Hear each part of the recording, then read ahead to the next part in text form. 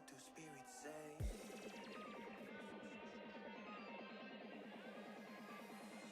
What do spirits say in a darker day? What do spirits say?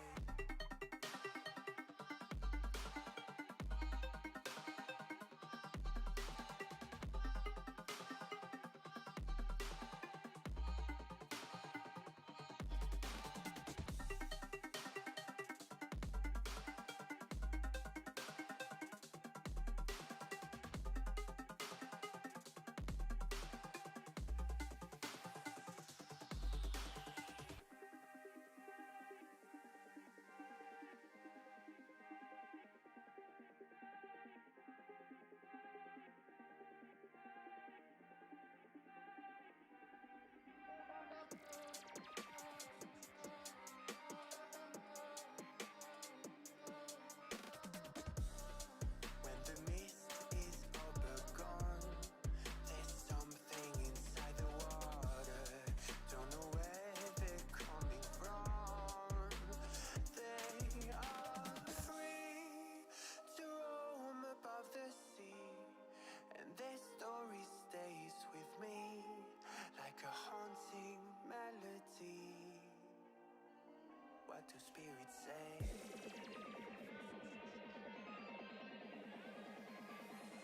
What do spirits say in a darker day? What do spirits say?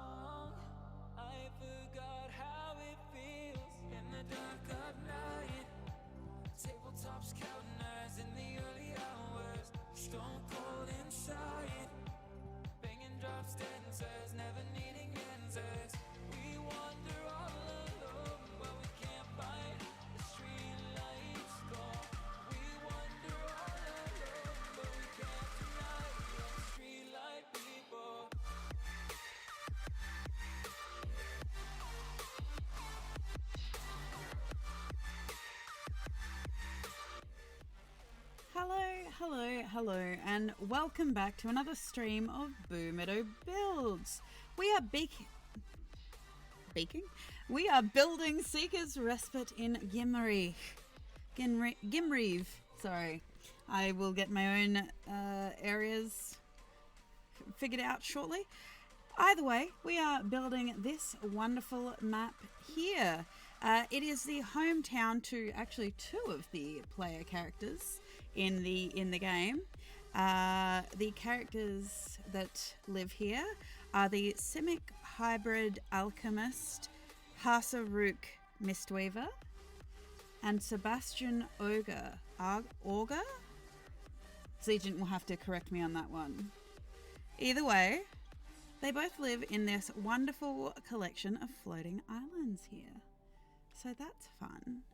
But yes, so hopefully the plan is we're going to get this finished built today. Although there is the debate about whether I build the floating markets underneath and actually underlay that as a background so that you can see it very faintly underneath. But I am always open to opinions on that. So let's get started, shall we? How is everyone today anyway? I'm sorry I'm a bit late. I had an appointment this morning, so I did try and make it obvious. I did try and, well, I think I changed it on my schedule that I would be starting about an hour later today. So a little bit later than an hour late, but here we are anyway, looking at building this wonderful place. Okay. We will start here, I think.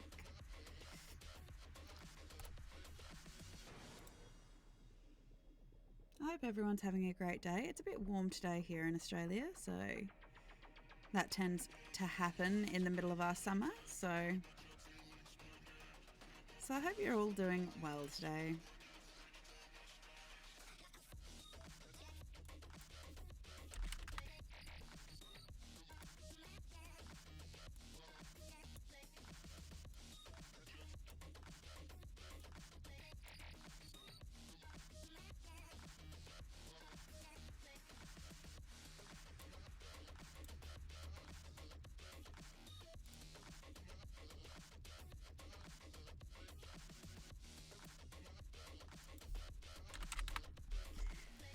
So yes, I have been working on some things. I've been fleshing out the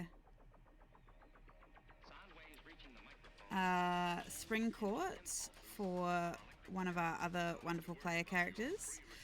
We actually have all of our characters now fleshed out. The exact current makeup of the party, we've got a lot of custom classes and things.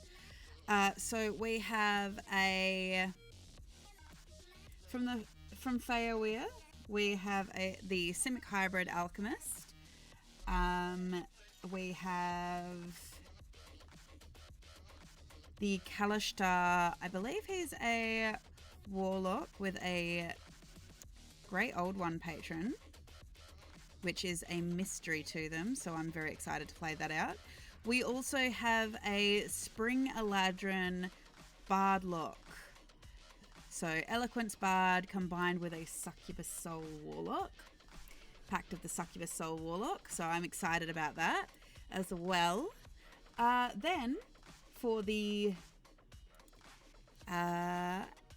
outliers for this, we have, I believe, a Tabaxi Warlock, Pact of the Boogie Woogie Woogie. Their patron is a very, very cool little patron that they have kind of created for this that I'm excited about.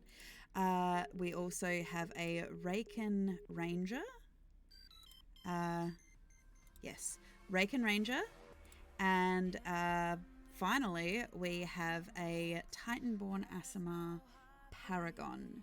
Now, some of these classes and races are a level of customized, customized races, customized classes from various third-party sources and things like this. So For example, the Paragon comes from the Corpus Angelus, and things like this. So if you were wondering, if you'd like me at some point to make available all of the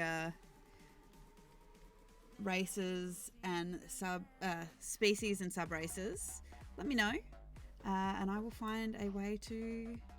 I will figure it out. Because we actually hit 100 followers last Saturday, so that is very exciting. So I've been talking to my mod team about what we should do as a way to continue to grow the community, and just also as a way to thank everyone for being here and participating in things. So especially for those who would like more information on my custom world. Because the wonderful thing about my world setting is that it can be deemed as system agnostic. You don't have to play it in a specific setting. So that is the plan, I guess.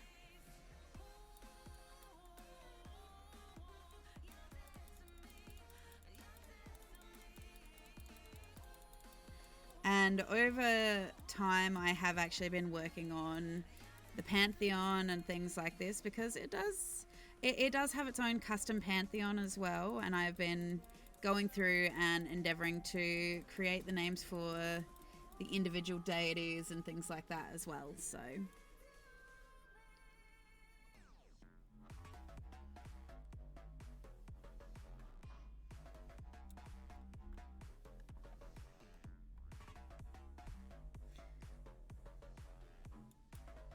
it actually might, instead of doing all this, let's just, because this is essentially what's going to happen in this area, and it's easier for me to put green in the places where it's not.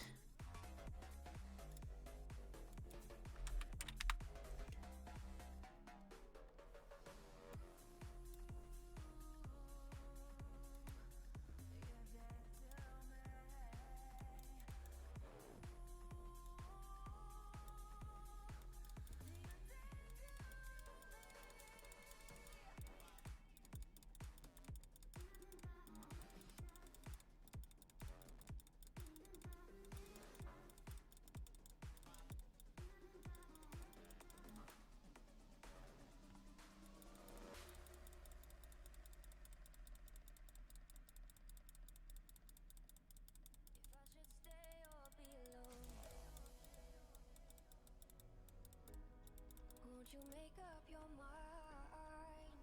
'Cause I'm getting tired of overthinking every move you make. And I can help you decide who you're loving now, and how I'm not quite there somehow. My intuition says to give you up, but my heart can't easily let you go. I try to tell myself this isn't love, and I hate that I never really know if I should stay or be alone.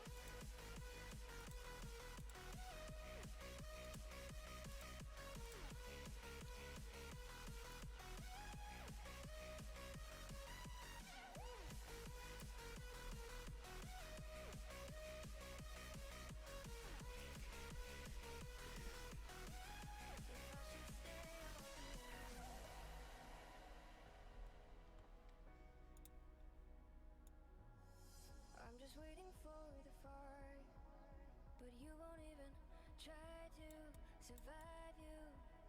You would rather keep it all inside, and I can help you decide who you're loving now, and how I'm not quite there somehow.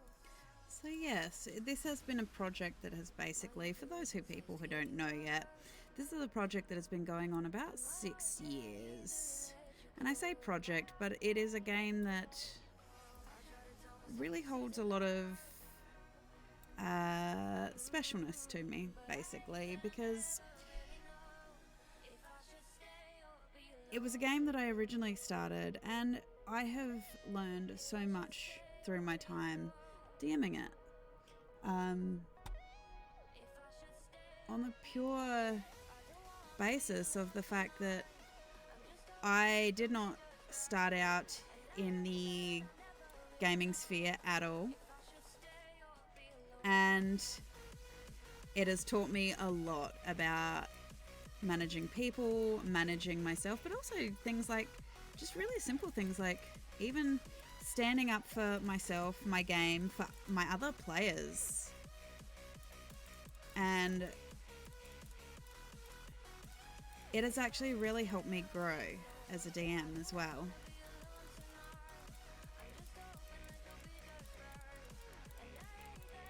So I for one am really excited to bring people into this and take them along for this journey. And for me, the most fun part about this is bringing new players into the world too, because actually getting to see what they're going to do with the information. I am aware that there is a lot of world lore that is behind this particular world. And I'm not particularly good at keeping it all recorded. I am not one of these DMs that takes extensive notes while we play, just because I'm just not very good at that. I can't run the game and keep track of the conversations, and so this is one of the reasons why I originally actually started recording my games, not just for my benefit, but I do have all of my previous games recorded, and I do usually make them available for my other players too, because I know that not everybody is the greatest note takers either. So I do keep that open for them to be a part of, to look back on for their own recollection.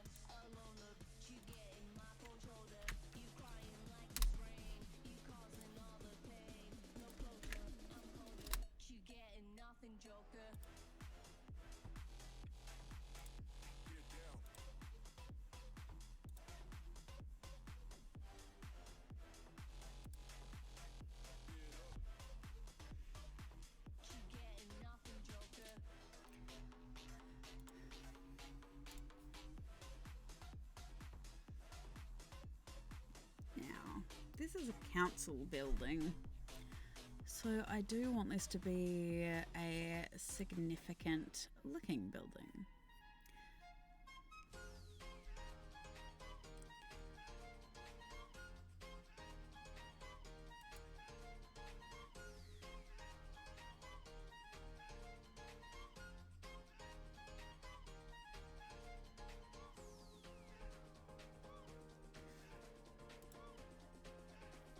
See, I really like this one, but I think I'm going to build on that too.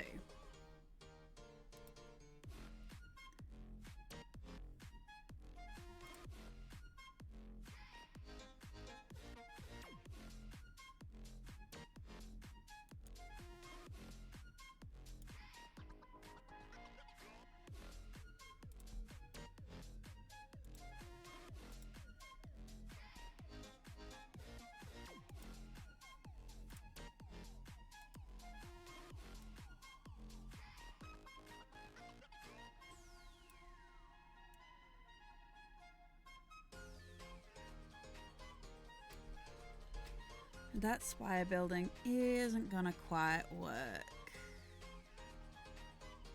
Let's have a look here. Because I want a spire building that's going to have a...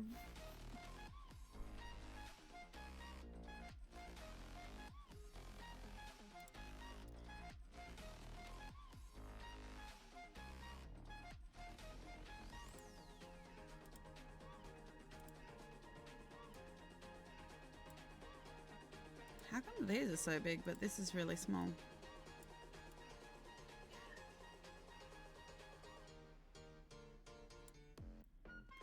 Do something like that. We'll also put it down one layer, and then we'll go back into these spire buildings and find one that works, I think.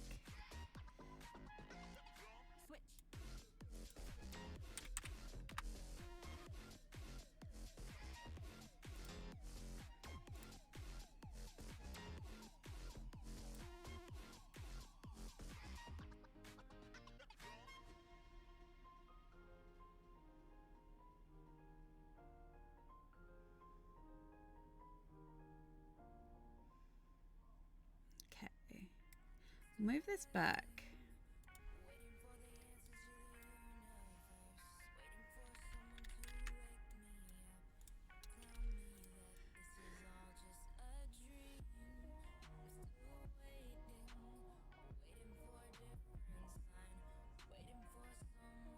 Might have to put a different, because I like that.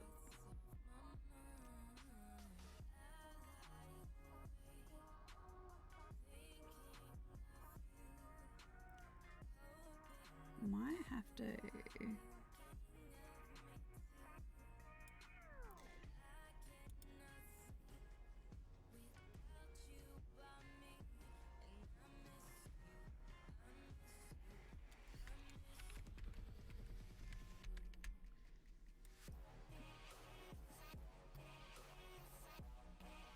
Pull it out a little bit, I think.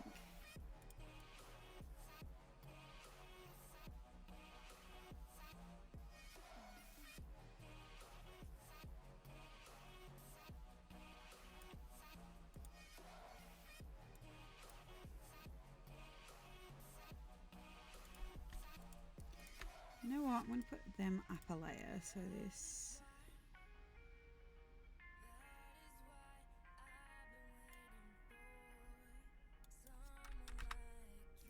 Nope.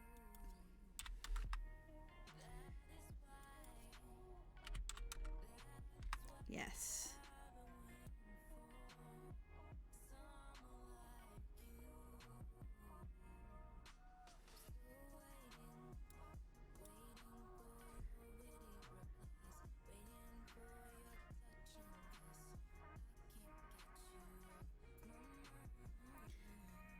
I like that as the council hall. Do I like the colour though? That's the question.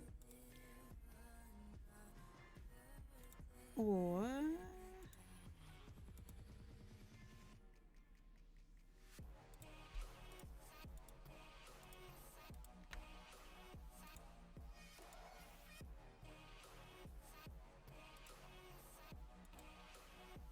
no, I think I like the dimension of it. The question is the hue.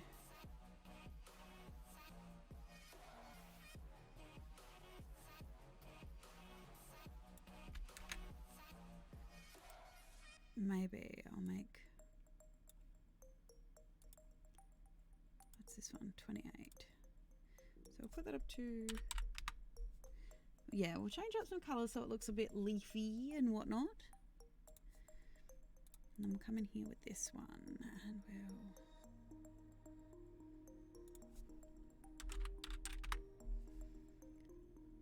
we'll make it nice and small. Because even though it is a detail that probably won't be seen,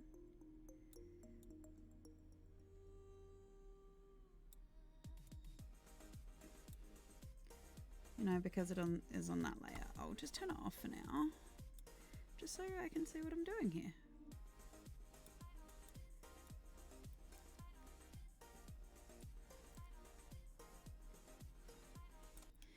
Actually, I have an idea too. I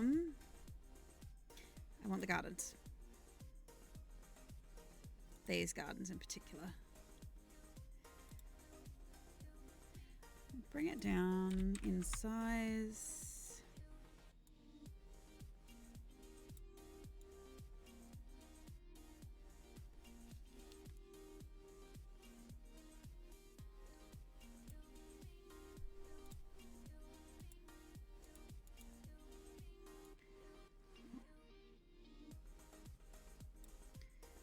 repeat on the other side.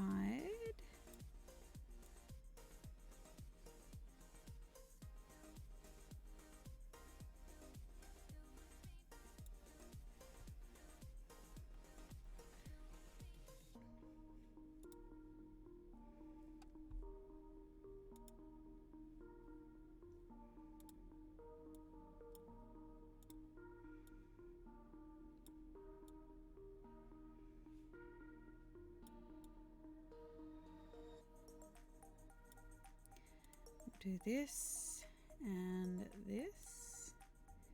Now this should come down too, so it is perfectly straight, just because those kind of little things actually annoy me. But we'll do it with a smaller piece because I'm going to do this and have it perfectly lined by flower beds.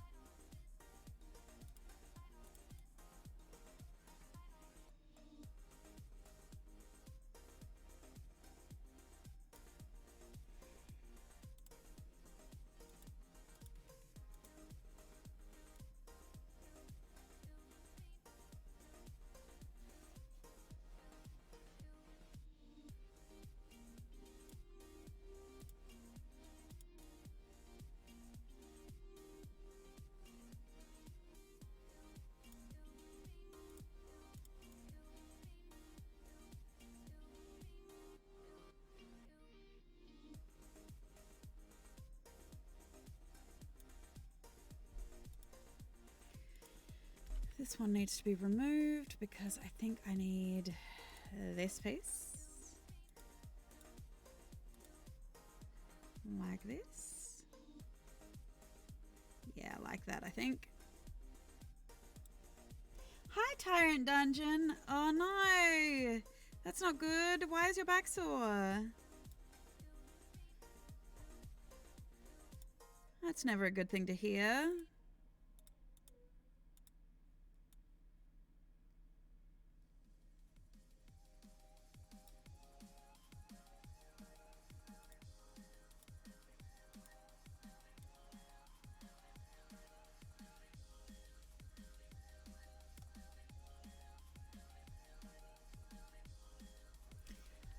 Oof. My condolences for your back on the usage of manual labor.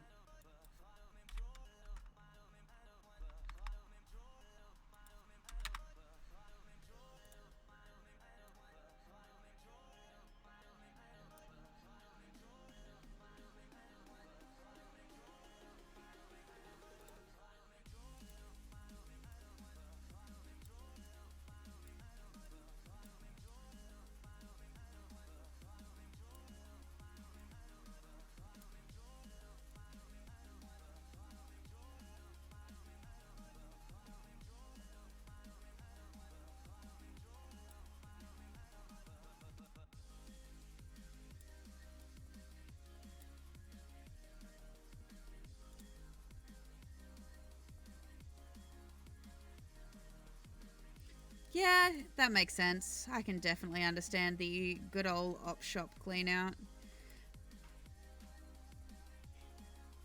Definitely understand that. Kind of have to look at doing something like that myself shortly. Okay. Like I said, you're not going to see that anyway once I bring that back in, but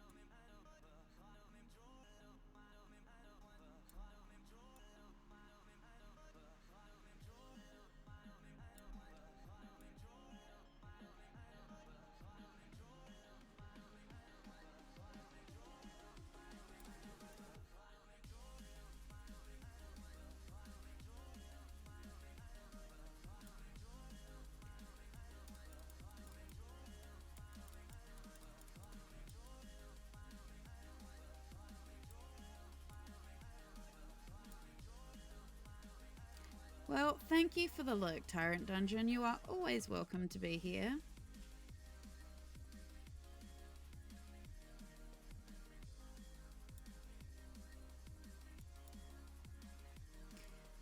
For those who don't know, Tyrant Dungeon is also going to be in this campaign. He is playing the Tabaxi Warlock. He is the Tabaxi Warlock who has the Pact of the Boogie Woogie Woogie.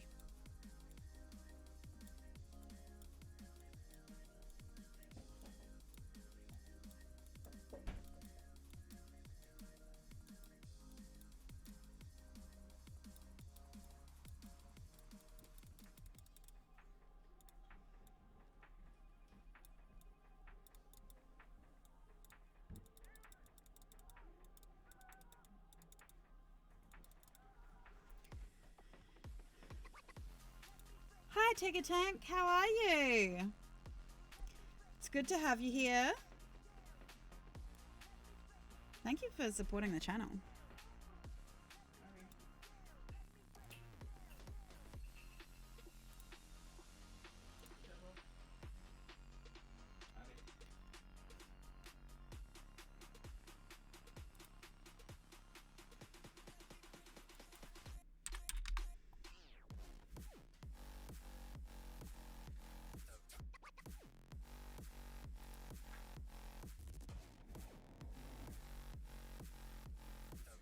I actually don't like the way these cluster together. They don't create a very nice silhouette for a town.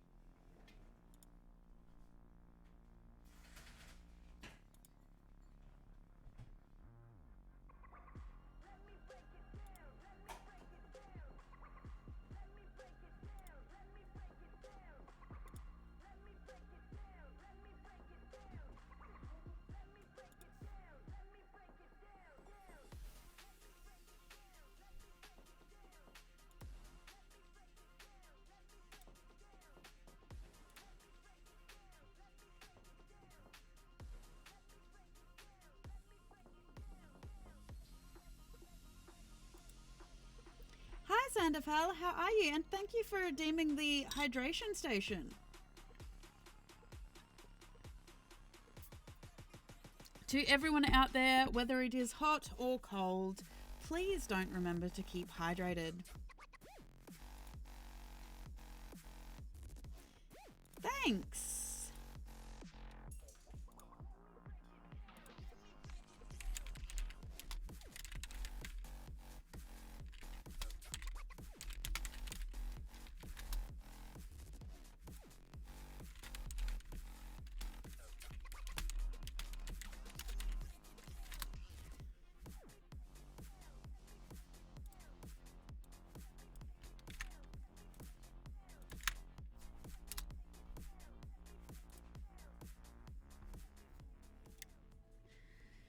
So yes, we are populating the town here now, making it a little different, putting some extra buildings in and whatnot, so...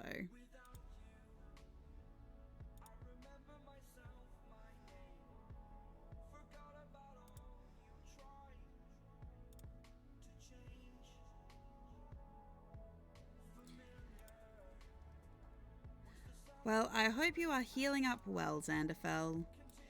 It is hard to stay still once you've been injured, and taking the time to rest and recuperate.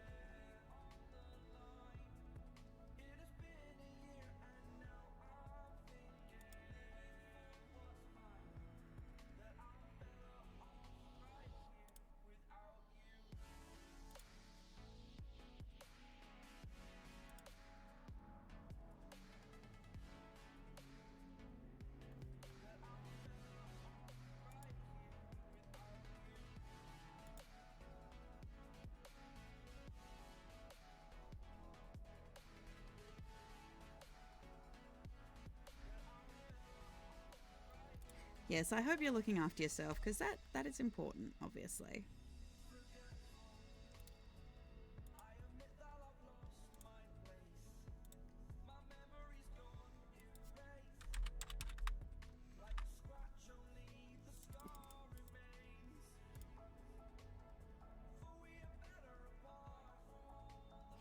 The problem is when you're healing, Xanderfell, rest is one of the best things you can do for the body because that's when it is healing itself, basically.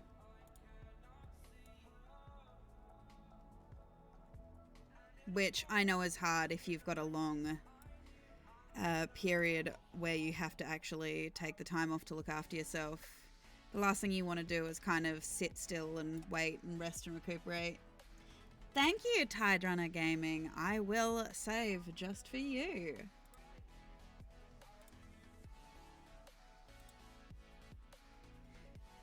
Putting a few more buildings and townhouses and whatnot into your city.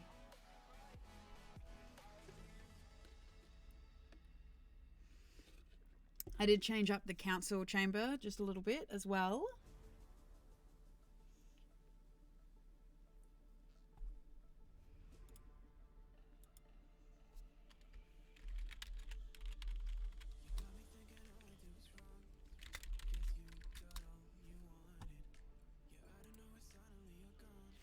Yes, have a look at your council hall.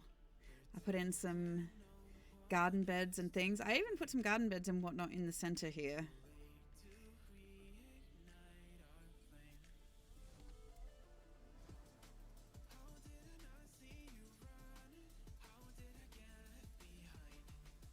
Yeah, it's really hard to sit still, especially when you need to take care of yourself and things like this. I get it. I think the last time I was really like properly sick, I think I just felt like sleeping for days. Even though I knew I had an absolute metric butt ton of work.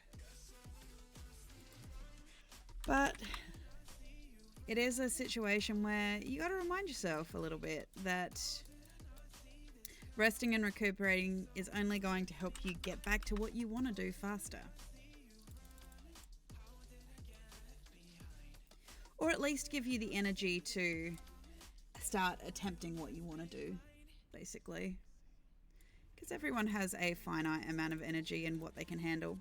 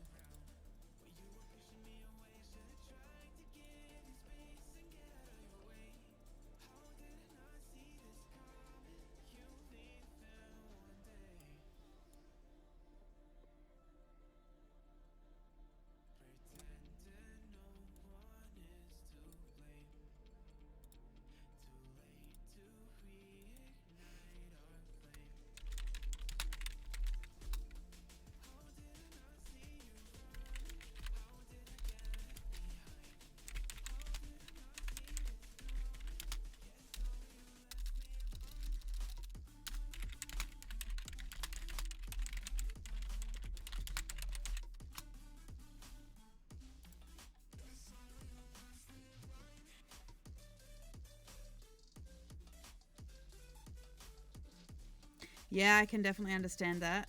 I actually had a pretty... I was actually okay on the original strain of COVID. But yeah, no, the flus that I've gotten since having COVID have been significantly worse.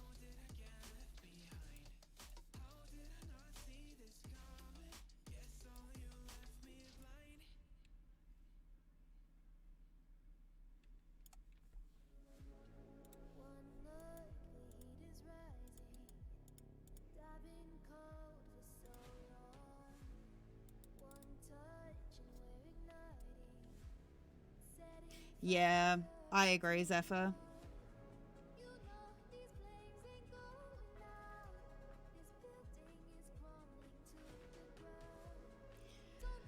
I think the previous flu I had to having COVID, I was pretty delirious at the time. And I think that was the time that I took to write my version of the Necronomicon for the world.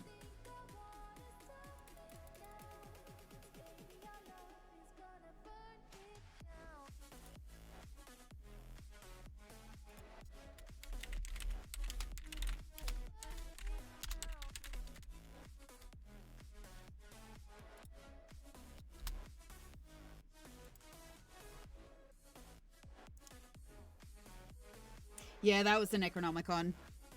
In my particular setting, yes, my players did encounter what was my version of the Necronomicon, which was basically allowing the Titan King to find his way back to try to rise from his punishment for trying to overthrow the original Empyrean gods of the world.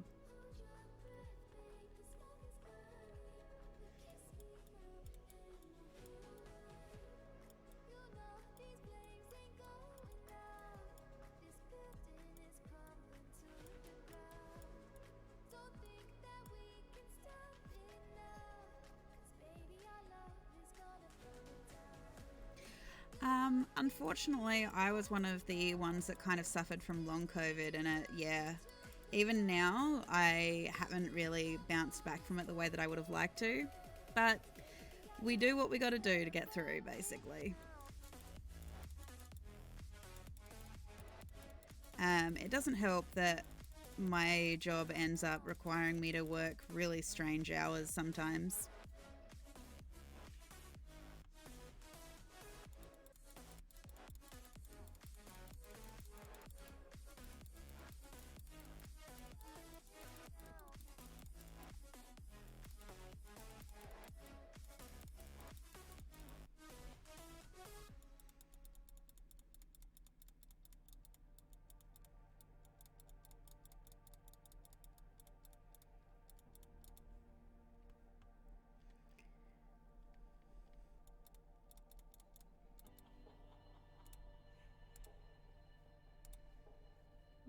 We'll bring this down smaller.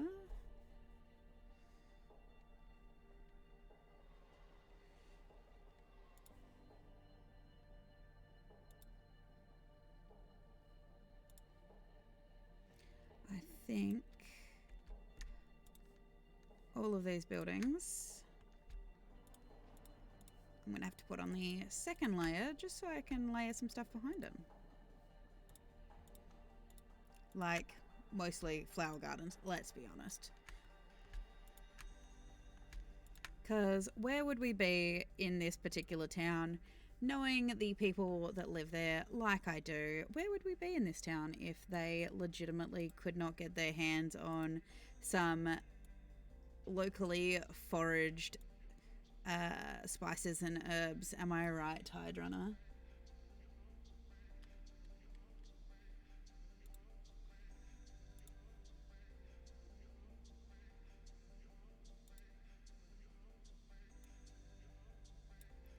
I get the impression that your character probably stole a lot of old ladies' gardens on his way to school. Because you never know what you could make out of it.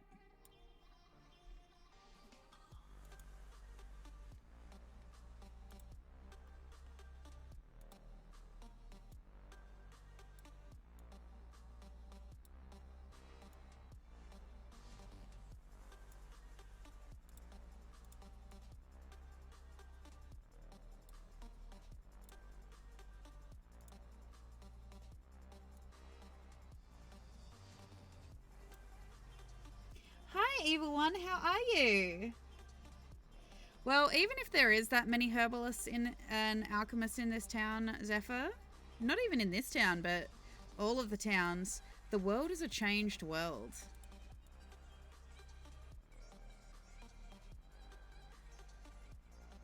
Oh look, it also, thank you, Evil One. My favorite little ghost has come in. The wonderful Gengar. We love Gengar around here.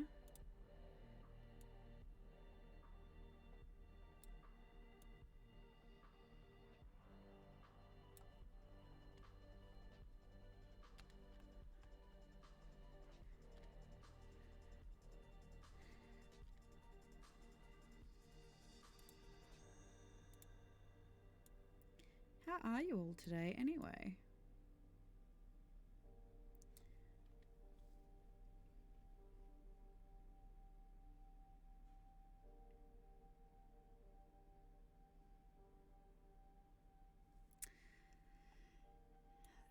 That's not a particularly fun smell.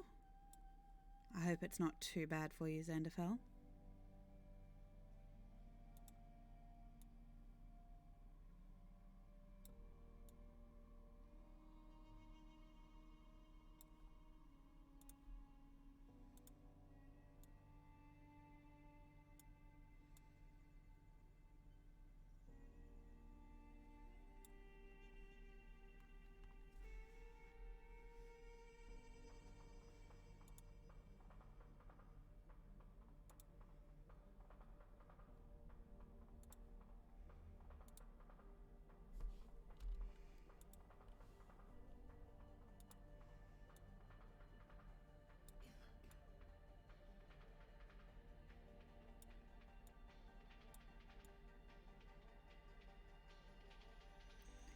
Also, for anyone wondering what is going on tonight, if you want to catch more wonderful tabletop content that's not necessarily fantasy,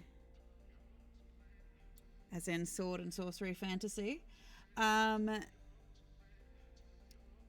you can catch me over on Evil One's channel actually tonight, because we play the Power Rangers game over there on Monday nights. At the moment it is weekly.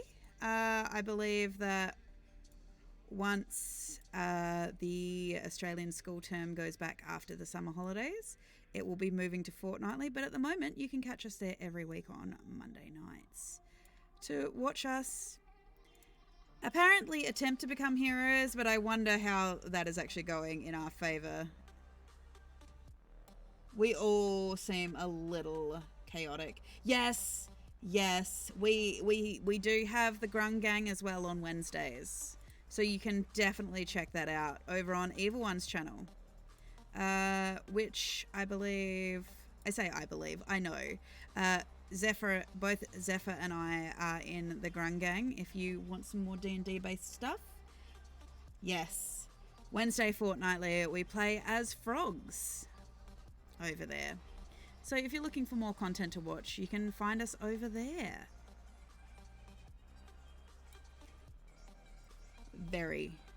We're a little chaotic over there. I will point out for anyone listening that the Power Rangers game probably has a slight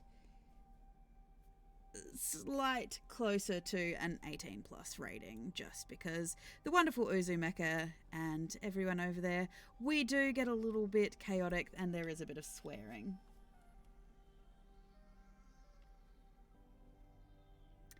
Okay, there's a lot of swearing. I say it lightly, basically. It's up to viewer discretion, but I do like to give the warning that we do swear over on the Power Rangers game, so.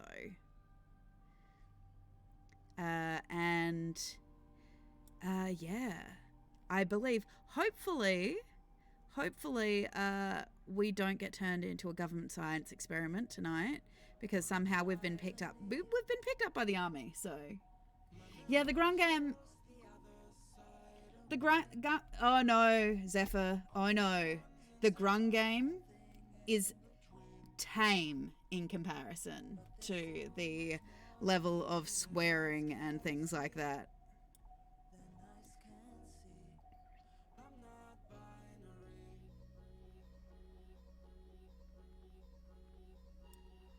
Yeah, each game is different. Each game is very different. But yeah, if you just like a fun time, check us out over there. It's a great place to hang out. On Sunday nights every week, we play Star Wars as well. And yeah, there are different players in each of the games. So you can find usually Valcor, Tyrant Dungeon, and Tide Runner and I. Thank you for the posture check as well. You can find us all playing Star Wars on Sunday nights. On Mondays, you can catch myself, the wonderful Dr. Psycho, Uzumeka, Barricade, and that Steve Man over in Power Rangers. And then in the Grung Game, you can find Valcor, Queen Zephyr, and I, as well as the wonderful Mr. Black. And we have a new frog that has joined us.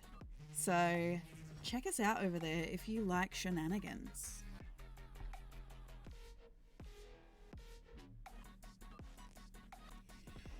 I don't know if bad's the right word. The grung game is... So we all have to play grung.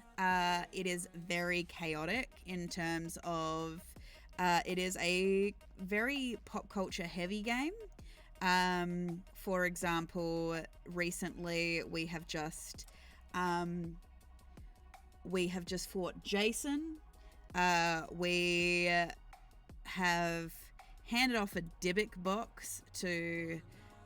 I'm not 100% sure who that guy was. We've released some Necrons. We escaped from Egrup Day, which was Purge Day, basically. So, yeah. We've got, I believe, a Predator after us. There's the monster from Holes as well. That... I'm not sure if that's following us or I'm leading it to us. Not 100% sure yet.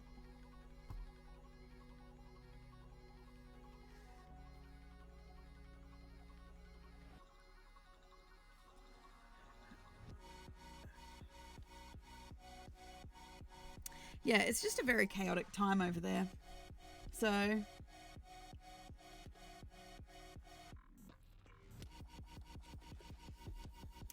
yeah, I don't think Jason can follow us. So I think he's stuck at the lake because I think that's part of his lore is that he can't leave his lake. I'd be terrified if Freddy came over after us though because he can chase us through the plane of dreams.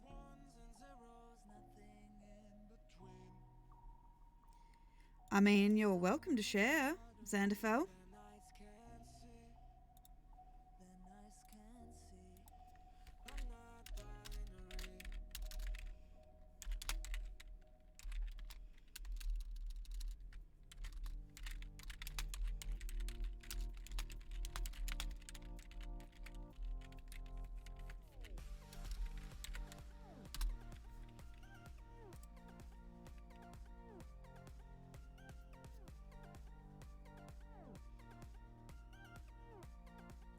Yeah, I think that was the monster from Holes, Zephyr.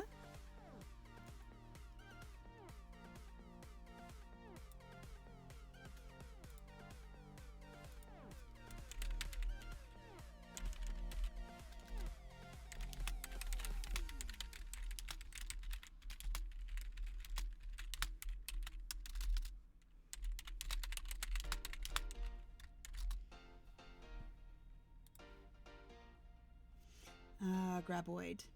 Oh, from the movie Trevor. Yeah, there you go. Tremors, not Holes. Thank you for correcting that, Evil One.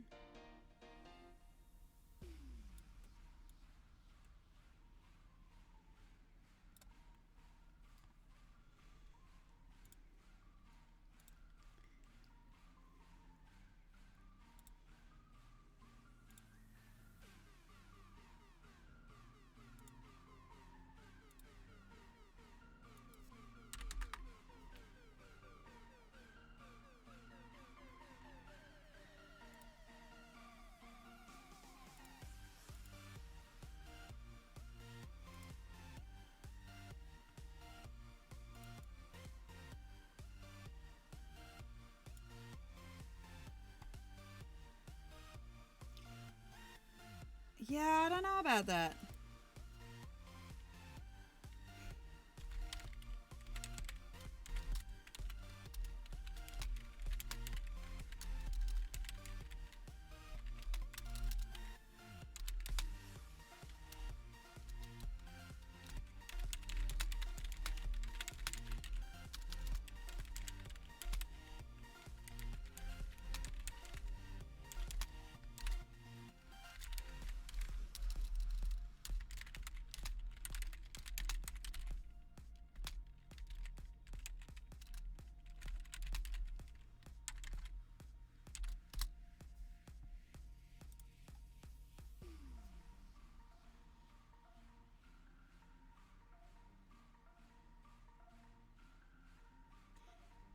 Jeez. Well, that's one way to get workers, I suppose. I don't know if I'd define them as skilled workers, but you got workers.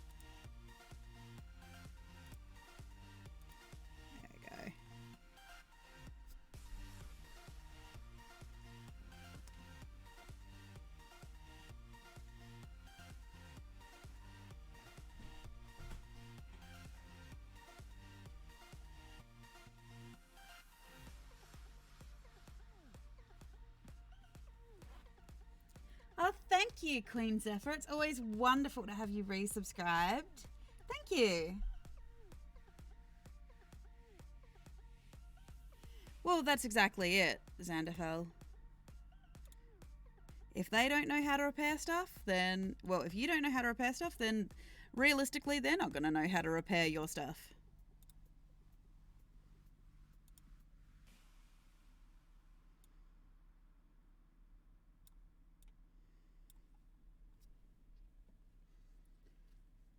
Well, that's exciting. Congratulations on the new job as well. Oh, there's something in my chest that I can't hide. Feelings get involved, I'm terrified. 'Cause I've been here before and said goodbye. Oh,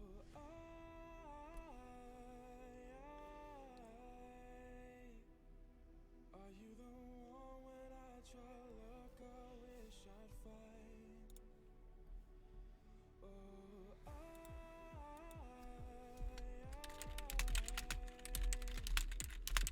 been all over and I've been hurt 100 times. For you I'd give it one more try.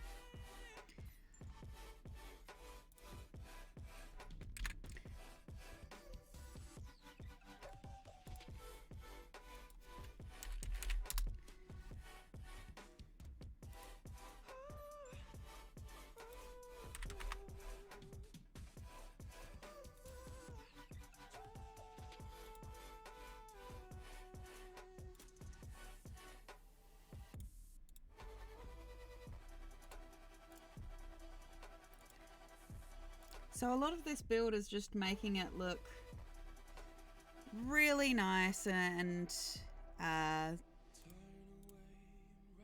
very green and lush. So Gimri as well, and as obviously Seeker's Respite, they are part of the Court of Lightning in the Spring Court, for anyone who was wondering. But I'm reaching for your hand to pull me out. Oh,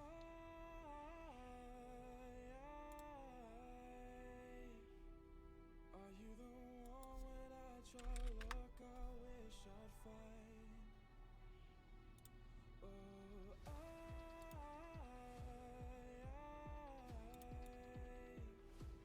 how can I love when I've been hurt 100 times?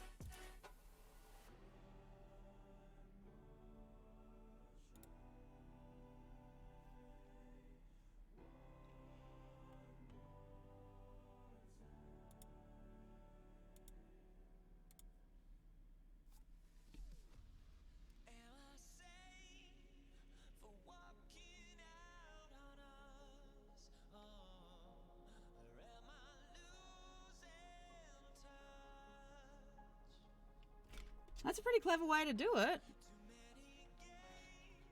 Very frustrating to the priest, though.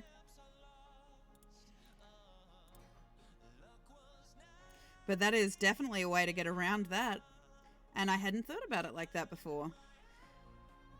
So it is a very clever way of utilizing your undead servants, I suppose.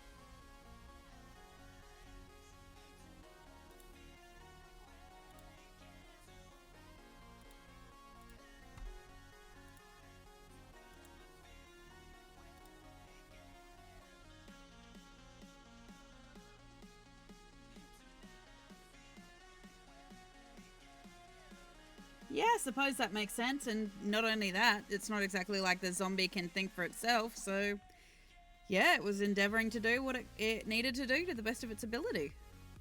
Makes perfect sense.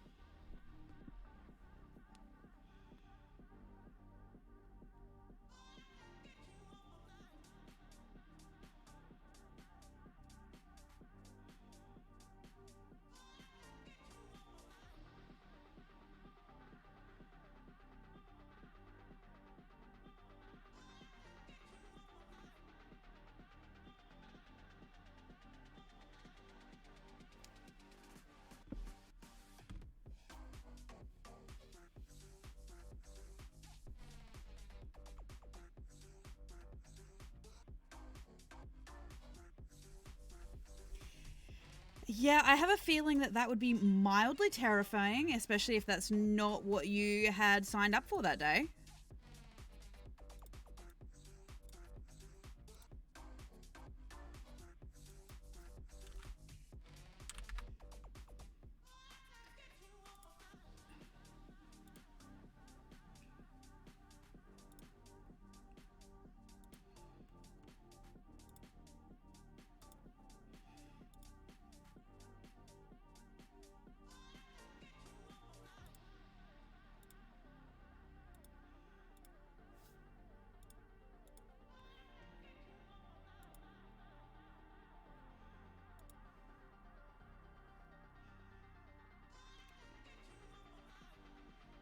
Oh, jeez.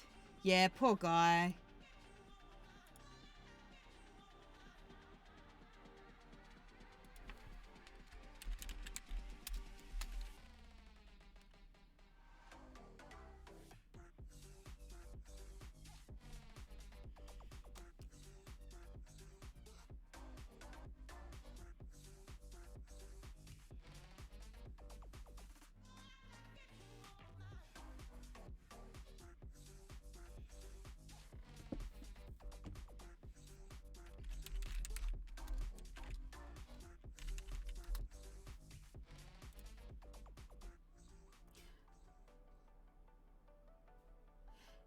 Thank you, Queen Zephyr. Yeah, I'm trying to keep some kind of like very um, very spring elements into it. Spring, so trying to keep the color schemes in like the pastels and the a bit more of your atypical, what you would assume is atypical Feywild kind of stuff. Trying to avoid all the oranges and stuff like that though, because that will most likely come into play with uh, the autumn courts.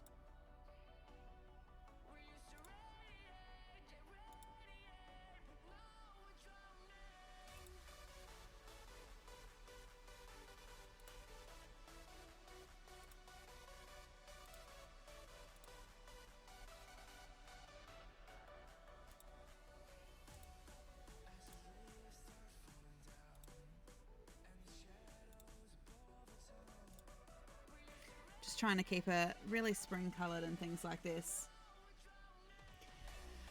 Gold, oranges, reds, kind of that transition from red. You'll see a lot of browns, a bit of green too, that real transition from sun. But you'll see a lot more of those kind of flame colours and yeah. Yeah. We'll see browns. Some of the greens are going to be more of that brown green as well.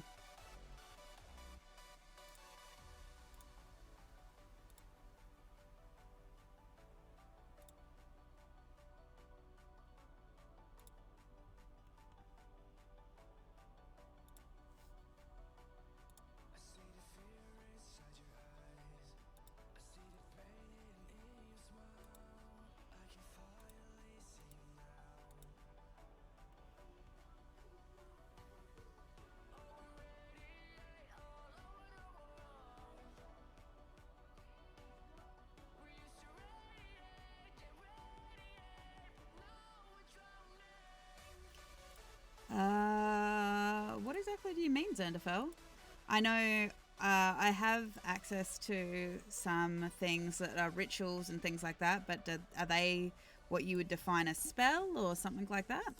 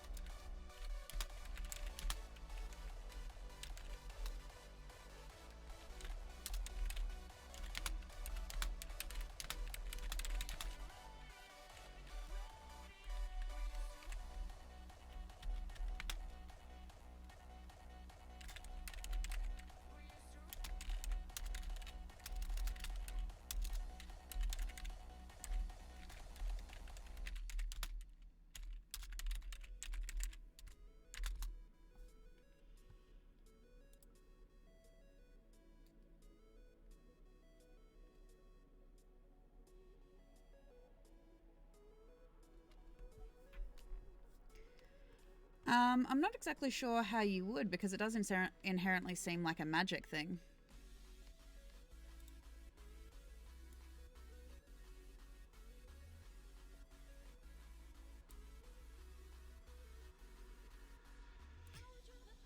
I would imagine that it would have some level of science involved with it.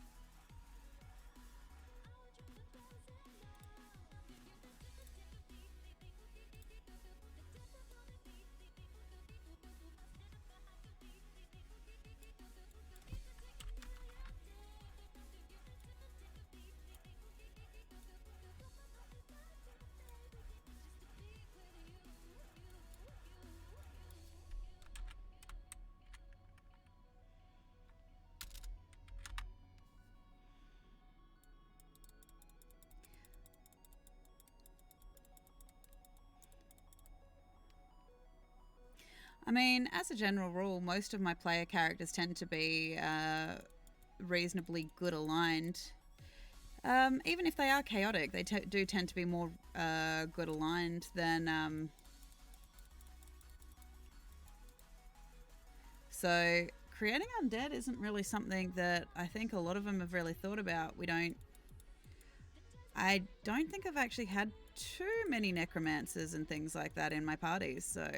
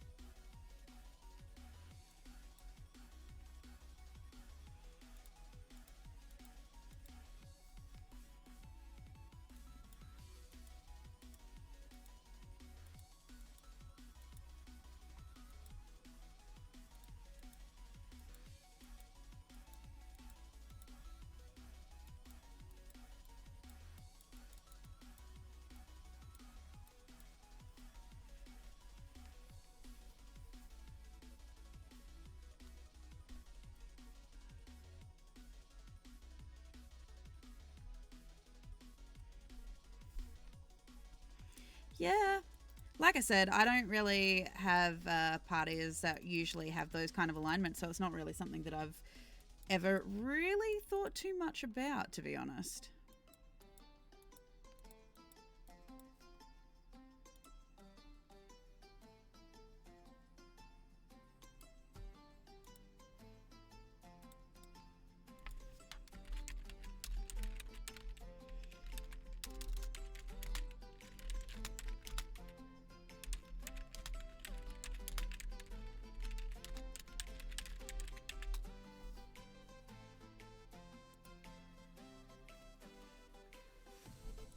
Yes, my parties tend to play always chaotic, but mostly good aligned. Even then, I think the heaviest someone goes into that kind of alignment is usually lawful evil. And one of the caveats I have with my groups is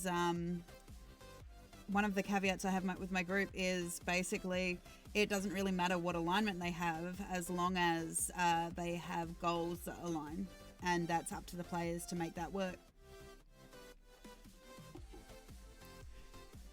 Because, yeah, everyone can have their own motivations and goals as long as what they want to. And even if their goals aren't like 100% in alignment, they have to have something that aligns with like the party's inherent goal.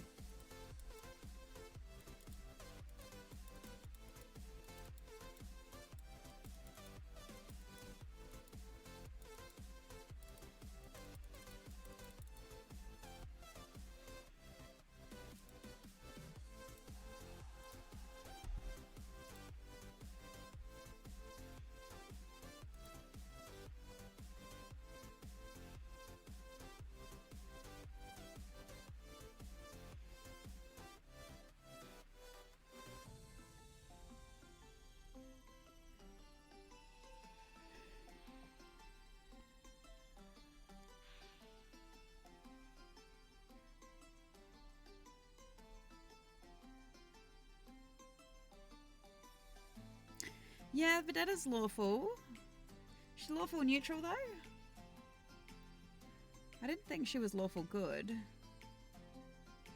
I think Arashi is lawful evil. Vincenzo... I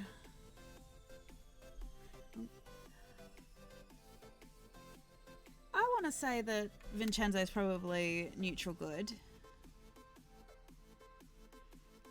I mean, Tide Runner would have to confirm that though for themselves.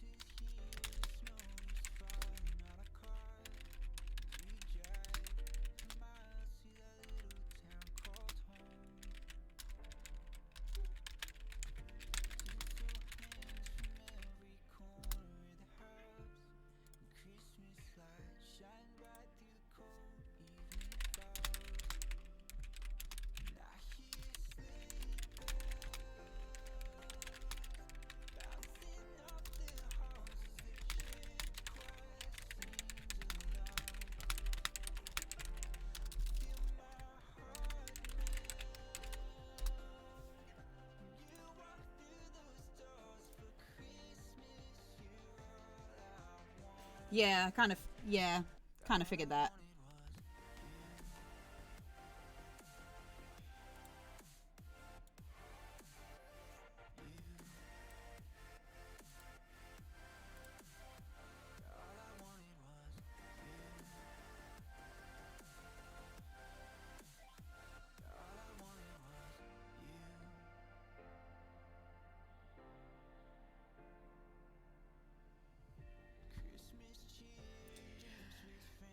I generally find that chaotic neutral tends to be,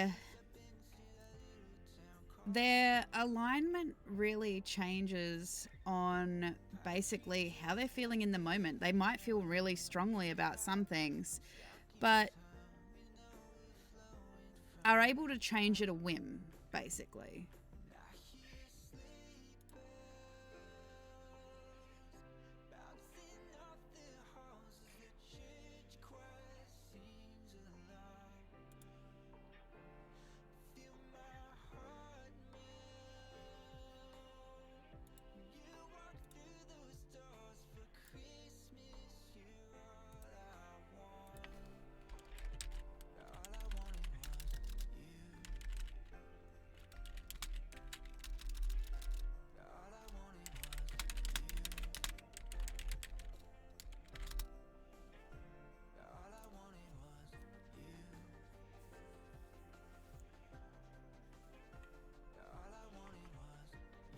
I mean, would you say Vincenzo's crazy? I wouldn't say that Vincenzo was the craziest member of the party, that's for sure.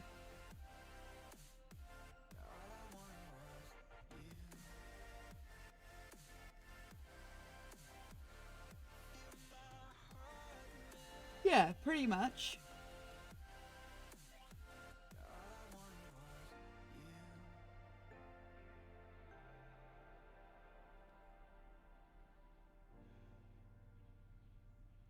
Yeah, the only kind of alignment that I've found generally doesn't work in my parties is the chaotic evil, just because they can't be trusted, basically, to not screw over the party in the eventuality of, you know, in the end goal, basically. So, and I generally find that a lot of people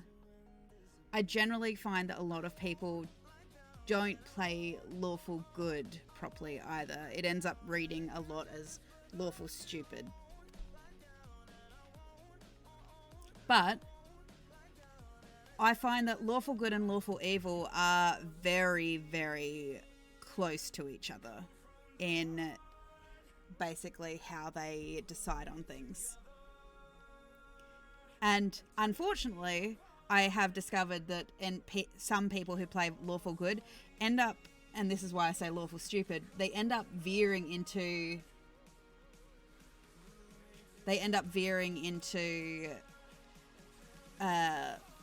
lawful evil, because lawful good is adhering to the law within the letter of the law, but doing it in the right way, i.e. they are willing to forego the conventional sense of the law to do what is right for the common people. So what will end up favouring the greater good, basically. And the greatest good, not necessarily what is societally approved as the greatest good.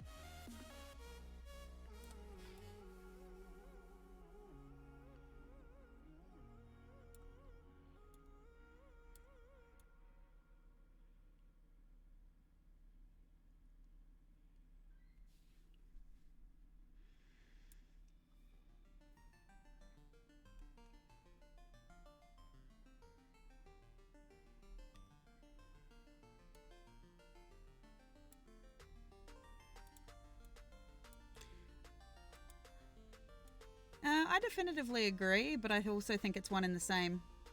Because, and the only way to make that definition is the amount of people that turn around and go, well, it's what my player would do. It's what my character would do.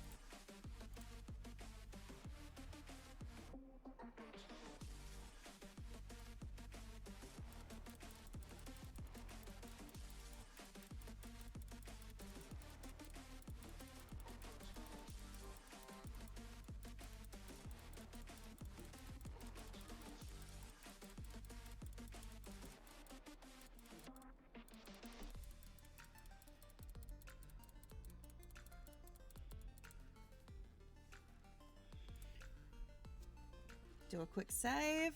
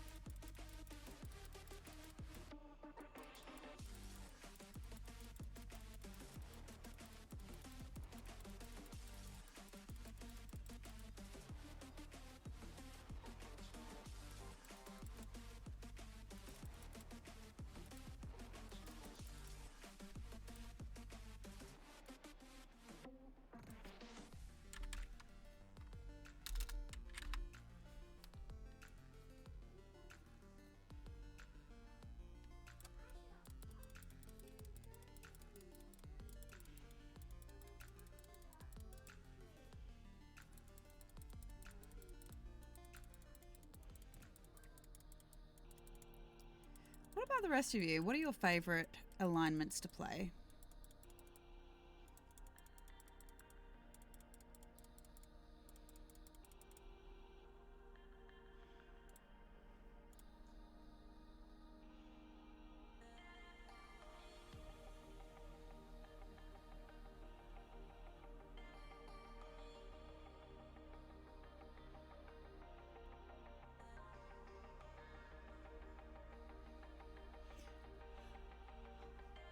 I also just realized, Tide Runner, where are we going to put some cranes? Because they would have cranes to get things up here from the markets below.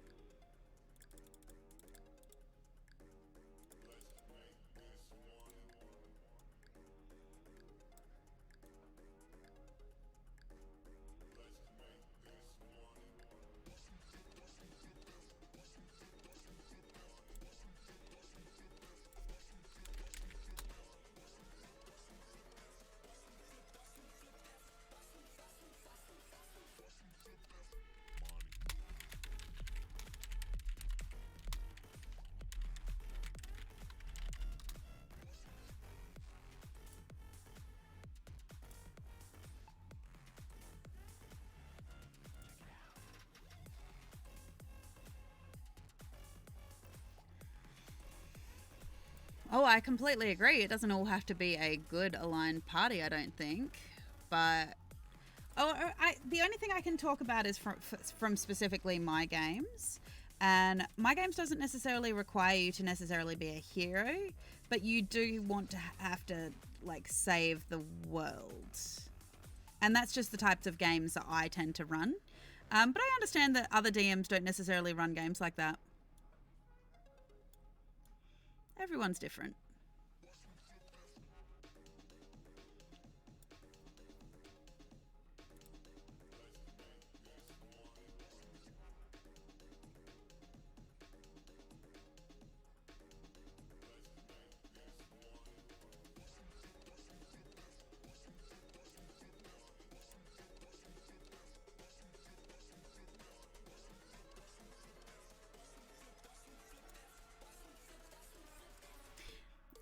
Yeah, I find that generally a party does have to at least be able to function together as a group to work.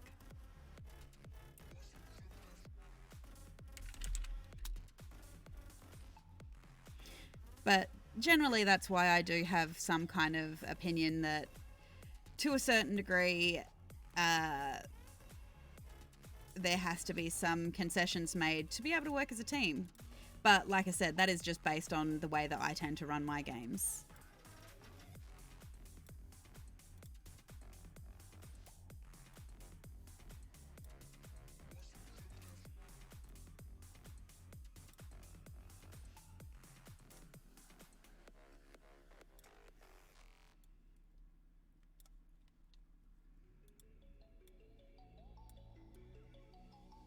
I'm sorry that I didn't hit you back when you called my line. Did you even need to talk?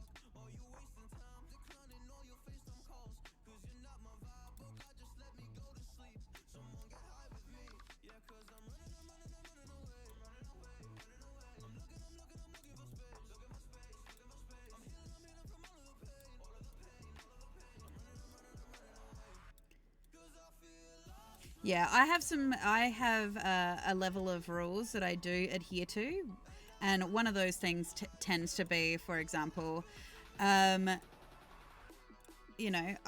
don't allow player on player violence unless it is communicated before. Like everyone that is going to be involved needs to agree on it and things like this.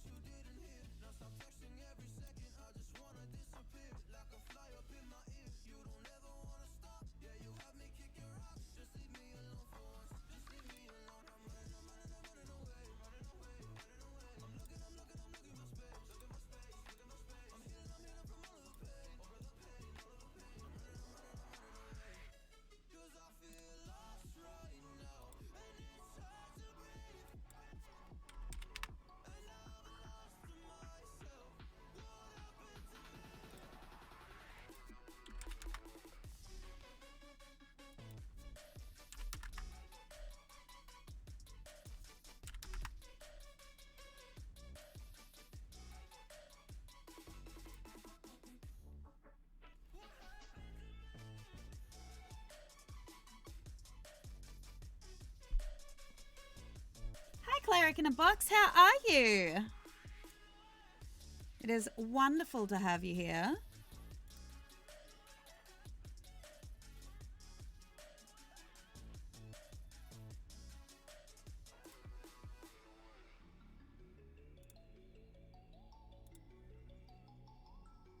Yeah, I am actually doing okay today.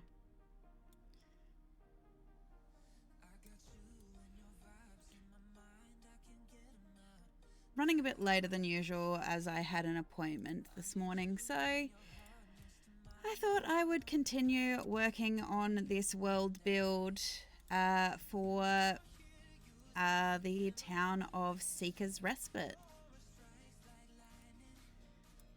Because this is the home for at least two of the characters within the campaign.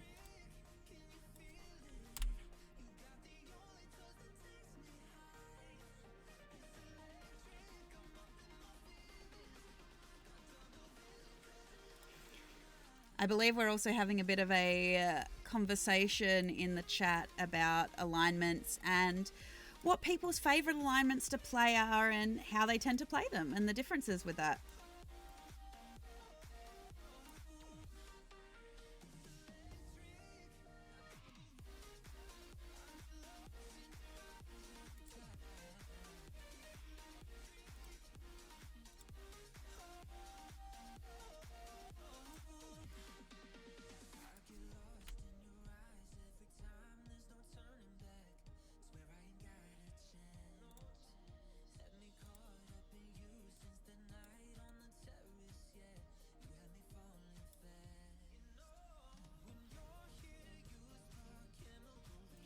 Ooh, Savage World. I've heard lots about that actually recently. I will say that there has been a lot of discussion about some really, really great tabletop systems that'd be really fun to consider opening into and trying. I've kind of looked at the Genesis system. I've looked at Savage Worlds. I've looked at, what is the other one? The Cypher system? Yeah.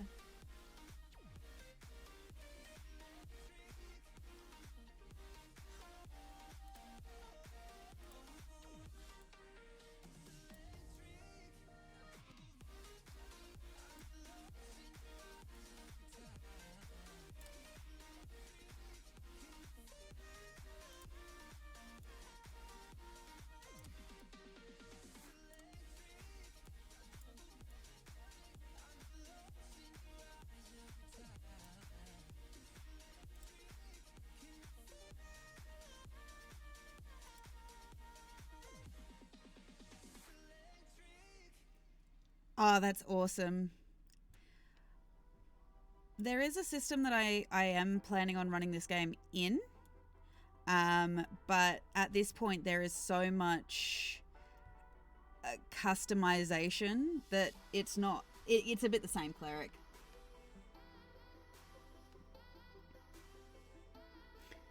It has become an amalgamation of things at this point, this game that I will be running.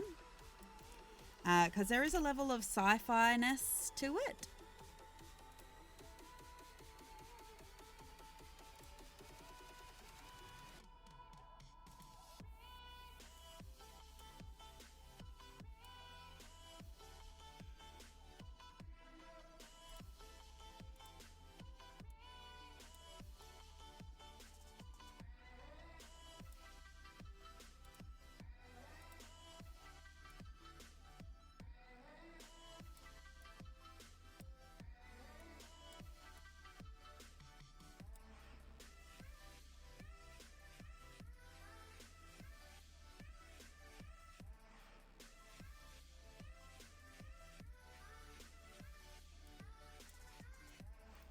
I mean, I feel like there are plenty of paladins that go Oathbreaker and go dark.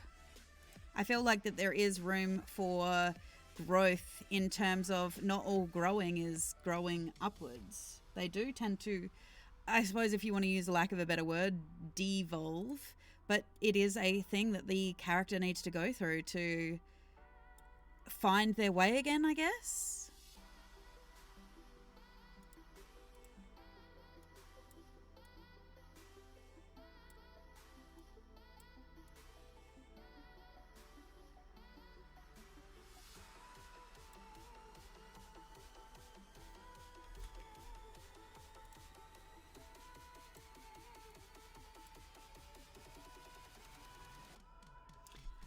Thank you for the stretch, Zephyr. It is always good to get a reminder to stretch occasionally, especially when you're sitting in front of the computer for a couple of hours doing some map building. So thank you for that.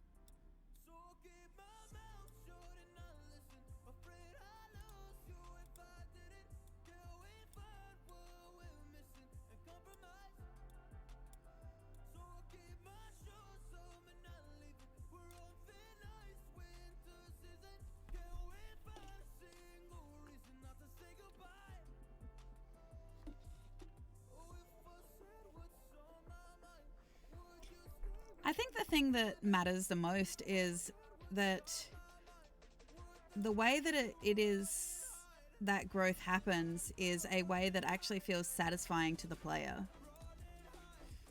And yeah, as Zephyr pointed out, it's not always the DM or the other players that are driving that. Sometimes it's an NPC that's from the player's backstory, or even an event that happened. You know, not inherently in response to something that happened with the party.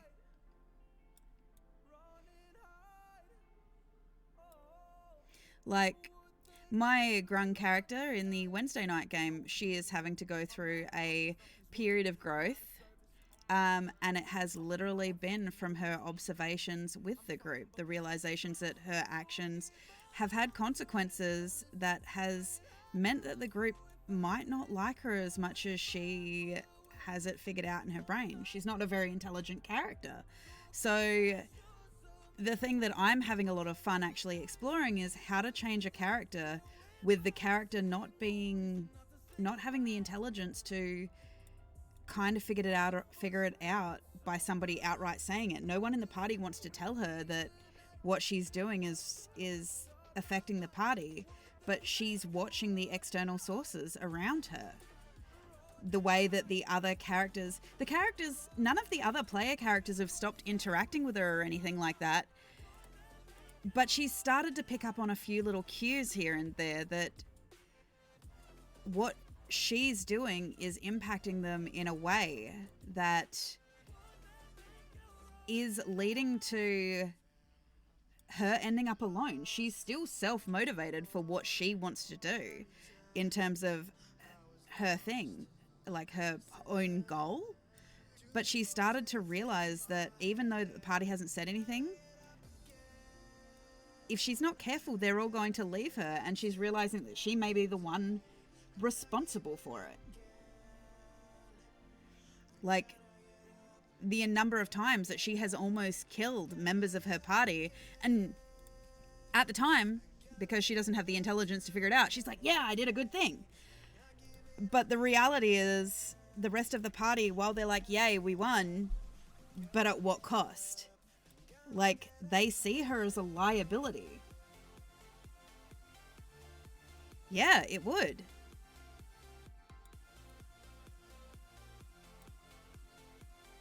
So yeah, not everything in a character's personal growth arc has to be motivated inherently by the party, but by one's own actions within the party and how they affect others.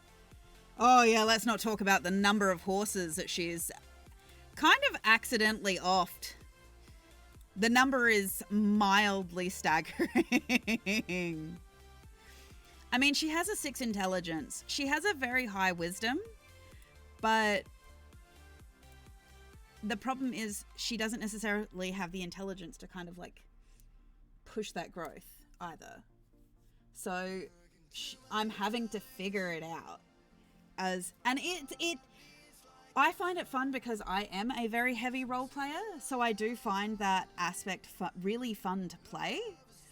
But as somebody who atypically doesn't like playing characters who are inherently a hindrance to the party, this is really difficult for me because I don't like not being a useful character. And so I'm actually having a lot of fun figuring out how to have the character grow without the party actually telling her. Because even if they did tell her, if they're not telling her directly, which a lot of people would say is really mean, the way that they have to address it. But so the character kind of has to muddle it out on her own and figure it out on her own.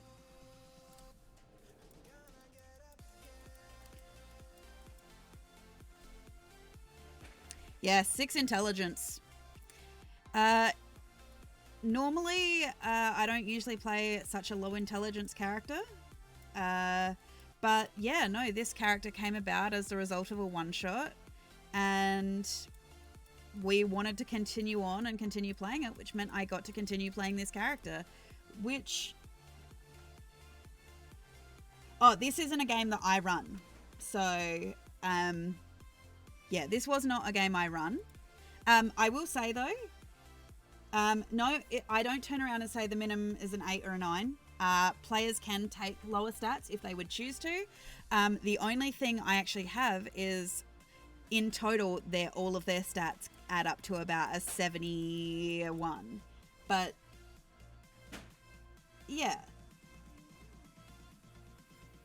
But if somebody wants to take the lower stat, I don't stop them from doing it. And at the time, you know, I thought it would be fun to play a low intelligence character for once.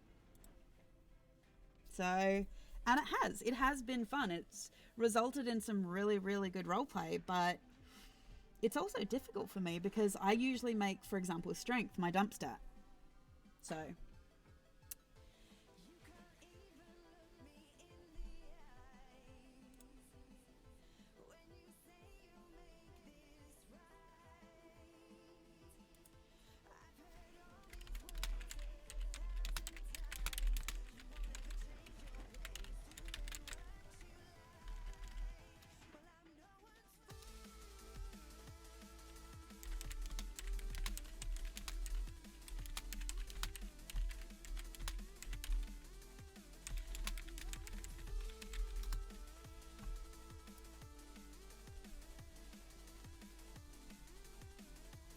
yeah, we've seen a paladin in the game with a 3 intelligence, and he actually did really, really well.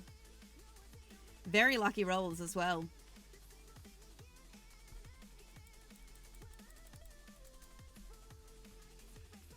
However,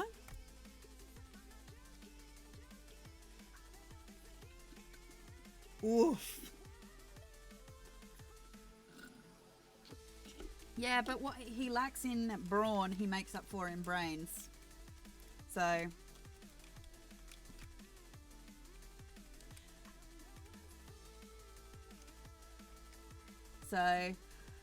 yeah, I will say that Boxcar did have an animal companion who was significantly smarter than he was, Sheila.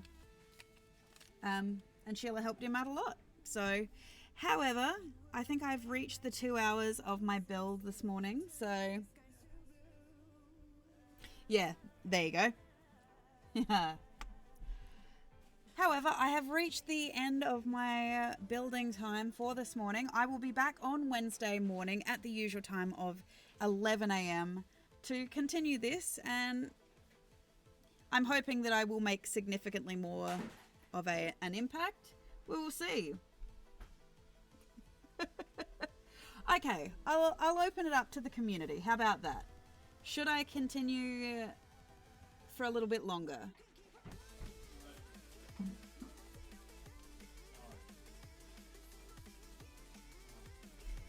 I will, you know what, I'm going to make a poll for it, and you guys can decide if I go for a little longer.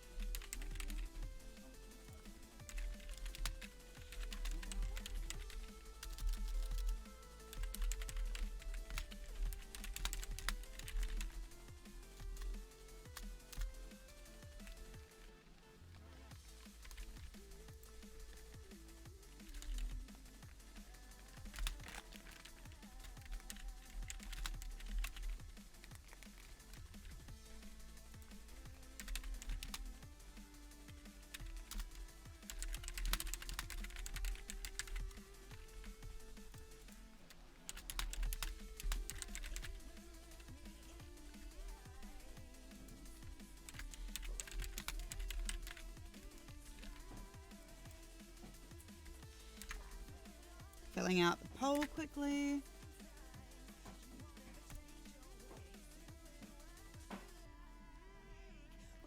There we go. The poll should be up and running, guys, for your consideration.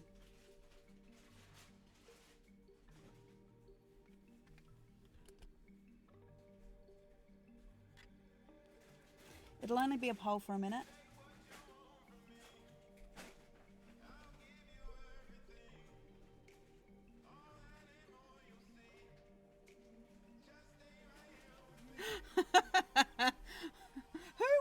gummy bear. I swear to... Are we really trying to make this go a 4-way tie? Come on. Come on, guys.